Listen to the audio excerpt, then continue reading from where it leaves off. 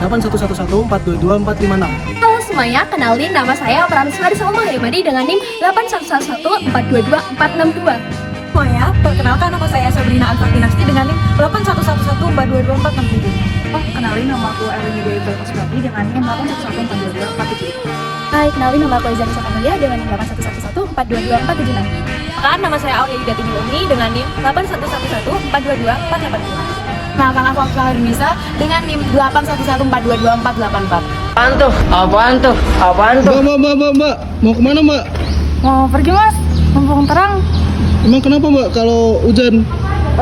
Kan cuaca sekarang kan nggak bisa ditebak ya mas. Mumpung terang saya mau pergi, soalnya saya tuh gini loh mas. Saya tuh nggak tahu ya ada apa dengan dunia sekarang, karena cuaca tuh benar-benar nggak bisa ditebak. Bahkan bukan cuma saya yang nggak bisa nebak, masyarakat nggak bisa nebak. Bahkan saya rasa dukun pun nggak bisa nebak mas. Jadi guys, saya rasa apalagi ya, kemarin ini baru Semarang ini banjir. Kalau saya boleh cerita ya mas, banjir ini menurut saya gak cuma dari faktor alam sebenarnya, tapi ada faktor dari manusianya juga. Mungkin ini makanya saya mau pergi nih, saya mau nanya-nanya ke teman-teman mahasiswa saya soal bencana banjir ini. Udah ya mas? Iya mbak, hati mbak. Let me tell you. Mbak, kenapa mbak? Itu tadi saya dikejar bapak-bapak. Saya habis minjem motornya, tapi salah saya sih memang, saya nggak izin. Oh yaudah, duduk dulu mbak, duduk dulu silahkan. Mumpung ada mas, mbak, saya mau nanya dong sekalian. Kalian kan mahasiswa UNES ya? Iya. Mau nanya dong mbak, pendapat kalian ya, kan sekarang kan Semarang tuh lagi sering banjir kan, apalagi sering hujan. Menurut kalian tuh peran pemerintah dalam penanggulangan banjir tuh gimana sih? Jadi gini ya mbak, seiring dengan semangat desentralisasi ini, pemerintah dan seiring dengan semangat desentralisasi pemerintah dan otonomi daerah, permasalahan penanganan dan penanggulangan bencana ini juga menjadi tanggung jawab serta kewenangan pemerintah daerah.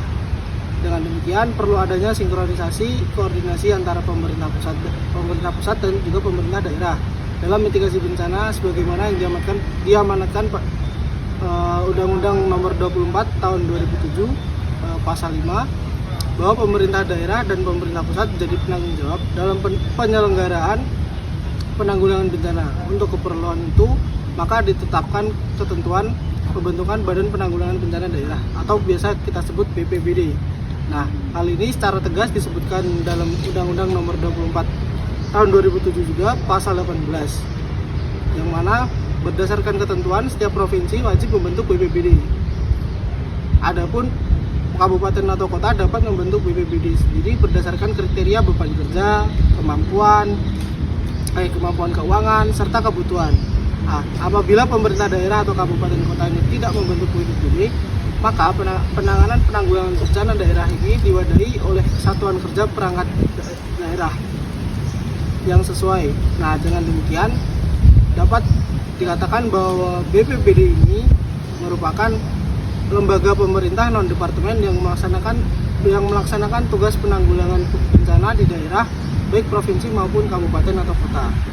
Nah, jadi mbak, melalui BPBD, pemerintah daerah itu meliputi pembentukan BPBD beberapa hal. Yang pertama yaitu dapat mengidentifikasi wilayah mana aja nih yang rentan akan bencana, lalu membuat rute evakuasi dan juga lokasi untuk pengungsian di kota Semarang sendiri.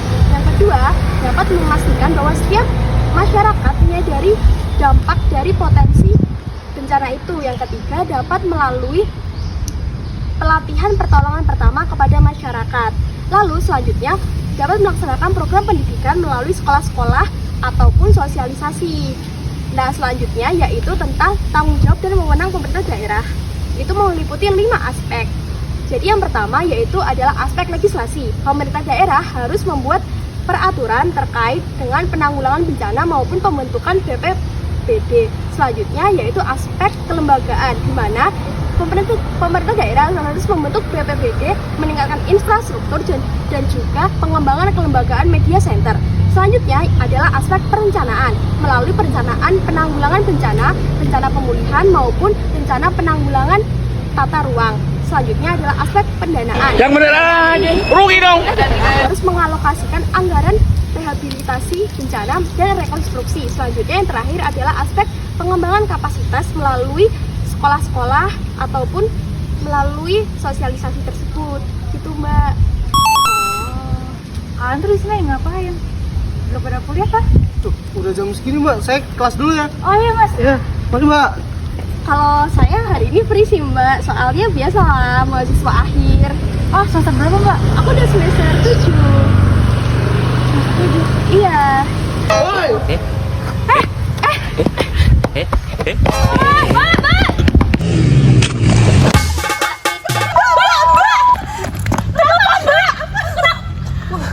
Mbak, saya nggak mau, Mbak. Mbak, yang bener. Yang bener, Mbak. Yang bener loh. Rugi dong. Mbak, Mana, Mbak? Tanya apa lo? saya mau tanya sih mbak. Menurut mbak tuh upaya masyarakat dalam penanggulangan banjir tuh gimana sih? Kalau upaya masyarakat dalam penanggulangan banjir ini yang pertama ada pembuatan taman vertikal, kemudian ada pembuangan sampah pada tempatnya, kemudian ada pembuatan saluran air, dan yang terakhir ada penanaman pohon. Nah, itu kan kalau masyarakat ya. Tapi kalau dari segi pemerintah gimana sih? Nah, dari pencegahannya apa penanganannya dulu nih? Pencegahannya dulu. Nah, kalau dari pencegahannya kita bisa membuat regulasi atau kebijakan tentang pencegahan banjir, terus mengadakan sosialisasi untuk pengevakuasian diri jika terjadi bencana itu, terus ada membuat tanggul, ada membuat saluran drainase yang baik, sama membangun infrastruktur yang baik juga. Nah, Gitu sih menurut aku. Kalau penanganannya? Jawab, Pak! Oke, kalau untuk penanganan dari pemerintahnya itu yang pertama ada evakuasi korban banjir, yang kedua ada bantuan logistik, dan yang terakhir itu ada pemulihan fasilitas umum. Oh, jadi pemerintah ini berguna juga ya buat penanganan banjir ini? Nggak cuma- Lu pikir, ya bener aja. Rugi dong. Yang Mbak, mau nanya dong. Nah, Mbak kebalik Mbak, saya mau nanya ke Mbak. Lah, apa iya? Iya Mbak. Mau nanya apa ya udah sini. Mau nanya apa? Mbak saya tuh mau nanya sebentar.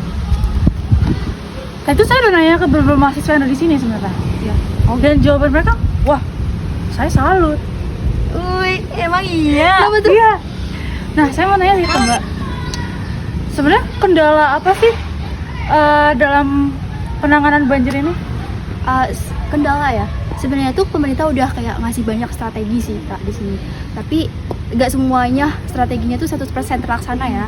Nah, itu tuh masih banyak kendala. Kayak yang pertama itu tuh banyaknya pemukiman di daerah aliran sungai. Tahu sendirilah ya, banyak banget tuh pemukiman di daerah sungai di Semarang. Kayak itu tuh terjadi gara-gara perekonomian di Indonesia tuh belum merata mungkin ya, dan mereka tuh orang-orang yang kurang mampu, jadi mereka ya kurangnya apa ya namanya ya, kurangnya tanah, mungkin lahannya mereka nggak punya, jadi mereka mendirikan di situ. Terus itu tuh menyebabkan banjir karena aliran sungainya tuh nggak lancar gitu. Tapi di situ pemerintah Kota Semarang juga udah bikin regulasi guna mencegah itu. Nah, di situ regulasinya itu dilarangnya apa ya namanya, pendirian pemukiman di daerah aliran sungai. Yang kedua itu mungkin kendalanya ini sih, kurangnya lahan buat sedimentasi di Semarang itu masih terbatas banget. Jadi itu tuh apa namanya, sedimentasi di Semarang tuh kayak dari banjir gitu loh. Jadi di daerah aliran sungai juga ada sedimentasi kan. Tapi karena lahannya terbatas, itu tuh malah bikin apa ya, sungainya tuh jadi ini loh, penuh dengan lahan-lahan sedimentasi gitu. Jadi itu juga menyebabkan kendalanya kan. Di situ tuh kayak itu masih ada hubungannya juga gara-gara ada pemukiman di daerah aliran sungai itu kayak yang di daerah mana ya, hulunya itu di Pegunungan Ungaran kalau nggak salah. Jadi kalau di daerah Pegunungan Ungaran itu masih ada pemukiman gitu loh. Jadi sedimentasi ya itu bikin sungainya tuh full sama tanah-tanah sedimen gitu loh. Dan itu pemerintah Kota Semarang juga udah bikin upaya kayak mereka menyediakan lahan sedimentasi di lahannya PT KAI kalau nggak salah di daerah Ronggowarsito. Kalau menurut Mbak? Kalau menurut aku tuh ada beberapa masalah ya, yang masalahnya tuh kayak kecil gitu. Terus selanjutnya, tapi jadi masalah besar kalau ada hujan. Apa itu? Tahu nggak? Apa tuh Mbak? Sampah. Sampah. Nah, sampah kan, masyarakat Semarang itu kurang sadar akan pentingnya membuang sampah pada tempatnya, Mbak.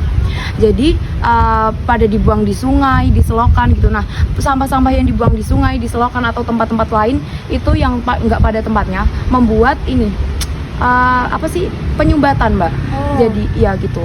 Jadi kalau ada hujan, airnya naik itu nggak bisa nggak bisa mengalir. Jadinya di situ terus airnya naik ke permukaan gitu, maksudnya ke tanah, ke bangunan, ke jalan gitu, Kak. Terus selanjutnya di Semarang juga itu ada masalah dari alamnya Semarang. Jadi di daerah pesisir pantai. Ini anaknya Ganjar bukan alam itu? Bukan. Oh, bukan. Salah. Beda. Itu oke, mah alam ini dunia. Dunia. Iya. Oke. Jadi di daerah pesisir pantai seperti di daerah Genut, terus habis itu di daerah pelabuhan, itu tuh permukaan tanahnya itu turun, tapi permukaan airnya naik gitu. Jadi kalau ada hujan dikit aja tuh langsung meluap gitu, jadi banjir. Tuh, Kak. Oh gitu. Iya. Ya Allah. Oke. Sebenarnya informasi dari kalian sangat membantu saya dan menambah insight saya sih. Jadi Iya dong. Of course. wah, Apalagi? ada Udah kan? panggilan dari pusat nih saya. Makasih ya. Iya, oke.